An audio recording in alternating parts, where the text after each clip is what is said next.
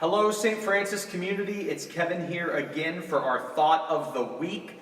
I am joined today by graduating Kennedy Catholic High School senior Angel, who was also in my first ever confirmation class. So I am really excited to be joined by a senior graduating and going to college. Yes. Angel, welcome. Thank you. To the Thought of the Week. She is unfortunately going to the University of Washington to become, an awesome citizen of the world. It's okay, it's okay, it's okay. It's just the Apple Cup is when we'll have the division here. So, welcome to the Thought of the Week, Angel. Thank you. Tell us a little bit something about yourself and your relationship to St. Francis and Kennedy. Okay, so when I first moved to Washington from Pennsylvania, this was the first community that I knew because Catholicism has always been ingrained in my family, especially with my mom. So she wanted to make sure we had, a good church community and somewhere to practice our faith and learn about.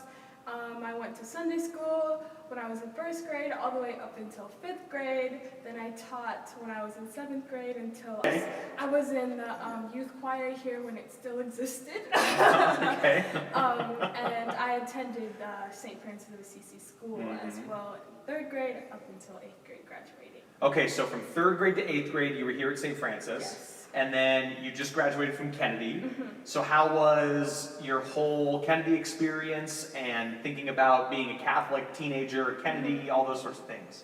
I think it really taught me the sort of values that I want to implement into my own life and how God is just everywhere. Even though he may seem distant at times, he is right beside me always. Every year we take a theology class and it focuses on a different aspect of our faith, some being history, some being, morality, others just, knowing your Bible and learning about the true word. So I think that's really shaped me and my high school experience, making me think twice before maybe doing some things or just, always having God in my corner and I can depend on him always. Well, that's really interesting because I think the break of thought between 8th grade and high school for teenagers is where to have that balance of experience. Like, do I study scripture a lot, or do I do the on-the-ground sort of social justice stuff, or do I take a more in-depth theology class, like around the whole Catholic world? Because there's a ton of it, right? So for you then, because she was in my confirmation class, so you're officially confirmed. Yes.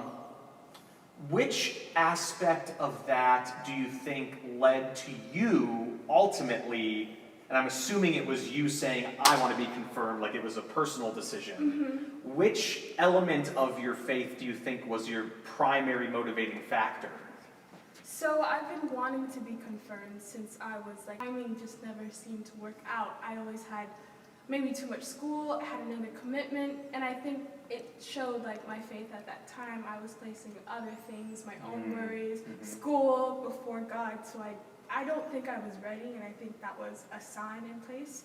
But when I hit senior year, I was like, no, I need to make time for it because I truly value my relationship with God, because it wasn't until the summer of my sophomore year where I really had that thought. It was like a revelation in a sense. It was like, wow. You were also really busy though, right? Because you're ASB president, ASB president, and I'm sure a couple other things. Yeah. So it's not like you had a plentiful amount of time. So making that decision and commitment, I'm gonna go get confirmed, and really wasn't that big of a commitment. Like you came to hang out with me for one day a week or something like that. But this is the struggle I hear a lot from high schoolers. Is it's high schoolers say a lot of the time, oh, I don't want to get confirmed because I'm busy with sports, or I don't have time because I'm studying too much, or what would you say to high school students as an answer to that? And then also, what would you say to high school students who are in that period of their life where they might be wavering about religion? Because we all know that happens at about 15, 16 years old. What do you think about those two things? I think if you have a will, there's a way. Because if something is really important to you, you'll establish time for it. And I think it's not like you shouldn't focus on maybe your parents' influence or your friends' influence, but it's ultimately between you and God and that relationship.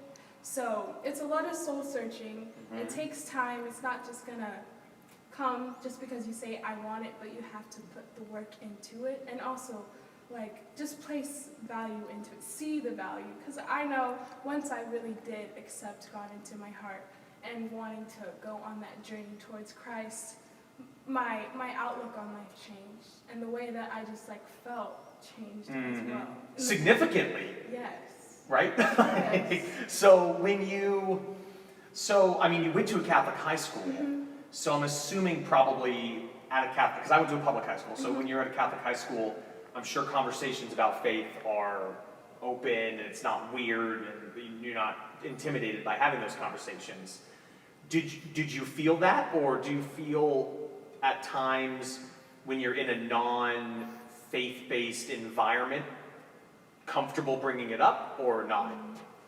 At my high school, personally, we had a really diverse student body, meaning like not everyone was Catholic. I think maybe a minority was Catholic actually, or really practicing it and seeing its value. So in that sense, it sort of brings a different perspective to the table. I went to public school in 1st and 2nd grade, so we never spoke about God. Where I was introduced was, in this church community and going to Sunday school and all that, but we didn't have that. And then switching to St. Francis, coming here in 3rd grade, and then actually having that implemented in the school environment, it was just, I don't even really know how to describe it. It's like openness, as you're saying, but also an acceptance as well. But it's not always pushed upon you. Like, if you want to freely participate and have that conversation, it's there for you. But if you're the type of person that is not ready for it yet, or just maybe it just hasn't come up in your life, they respect your boundaries as well. So it caters to all people. Do you think it's going to be tough in college staying Catholic? For me, Or like being like a practicing Catholic? I think the college atmosphere is wildly different Uh-huh. from anything else because one, you don't have your parents there. You're all on your own, and so many people. I'm going to UW, that's thousands upon thousands of different people with very different backgrounds. So I'm definitely going to make sure I establish a community of people who I know are also Christ-seeking, so we can keep each other grounded. But I also want to be able to develop friendships with those who maybe think differently than me and understand why, and we could, have a really good discourse and understand. And you'll have a lot of interfaith experiences too, right? Like, I think one of the things about going to college that happened for me was that you are in this really diverse population. Pullman might not seem diverse, but it's very diverse. Wazoo's a very diverse place out there in the middle of the wheat fields of Pullman.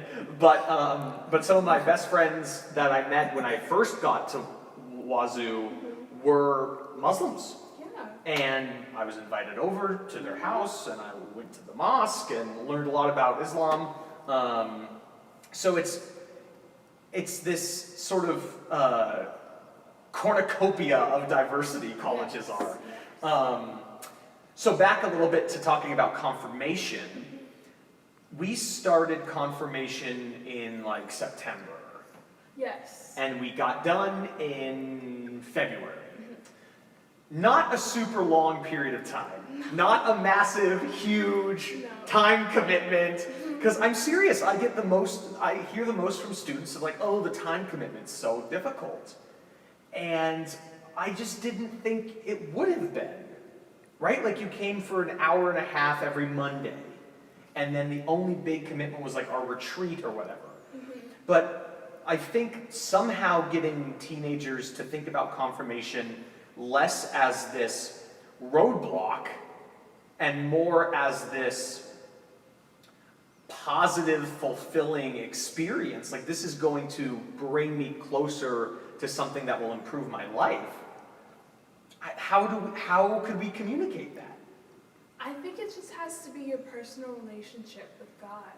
For me, the confirmation classes that we had, it was like an escape for all of the assignments that I had to do, the tests that I had to study for, any stressors in my life. I was able to leave that at the door, sit down, talk about our faith and its different aspects. So I think, like you said, it's a mindset thing. It's the way you perceive it, because if you see it in a good light and something where it's going to benefit you, you're obviously going to be able to reciprocate that. But if you see it as a burden, something that, oh, I'm forced to be here because this is what my parents want from me, or this is what I should be doing, it's going to come across that way, and you're not going to enjoy it because your mindset, it's blocking you. You're hindering your own success. So the Catholic Church ecosystem always talks about, why are young people not flocking to Catholicism? Or what is the church doing wrong that's not getting young people staying in the system? This topic comes up every time I'm talking to an older Catholic. They're like, I'll be talking to a 75-year-old Catholic, and they'll be like, why aren't all the kids here? I'm like, I don't know. I'm one 26-year-old. Like, I don't know why all the kids aren't here. Yeah. So, not speaking for your generation, but speaking for your generation, what do you think the church... This sort of goes along with the conversation about communicating to young people the ways faith formation can be personalized and improved upon. What can the church do to make that experience of going to Mass and like being fully involved in a faith-based life, what can the church do to make that the case too? I think provide outlets where people could share their testimony. Because so many things you learn about, but until you actually experience it for yourself, you may not want to have that drive or motivation to try and seek it. So I think just continuing to talk to young people and understand like where they are, and I always try and find out how God could play in my current life and what ways that God surrounds me, like with my people or certain circumstances, because sometimes I feel like it could be out of touch, you know? And when we're reading the Bible too, it may seem like out of touch, but then when you try and dive deeper into the text and understand how it could play a role in your own life, I think that will make a big difference. Well, and that educational development takes time. Exactly. Like a 7th grader isn't going to be like reading the book of Sirach and go, oh, so that's what it means for my life. Maybe they do. I certainly didn't. But now, of course, with a lifetime of those types of skills, now I sit down and read the Bible and find 8 or 10 things popping out at me about how to live your life in a positive way, right? It's a journey, and it hits us at different times, you know. So. Well, and that's an interesting point too, because the thinking about it as a journey, I think for a lot of young people, they think confirmation and then they're done. Yeah. Like, I got confirmed, Mom and Dad, leave me alone. Or, you know, I'm done. Maybe I'll go to Mass, but like I'm good. I figured it out. And I think bringing it back to this journey experience, because life is long. Yes, it is. I'm 26, and when I was your age, I didn't think I'd be where I am right now, right? Life's long. A lot of opportunities arise. What's one thing every journeyer needs? A compass. They need a map. They need to know they need to know how to navigate the world. And for me, when I work with you all, I try to articulate that educational journey of like, what is the faith telling you that you can use in your life? So like, when you go to UW and you eventually become a doctor, or you're eventually in a room with someone who's dying, and what does the faith tell you? It tells you to help that person as much as you can, because that's life, and that life needs to be cherished one at a time, right? So, with that in mind, the journey, what's one element of the Catholic journey that you think has had the biggest impact? That's a loaded question.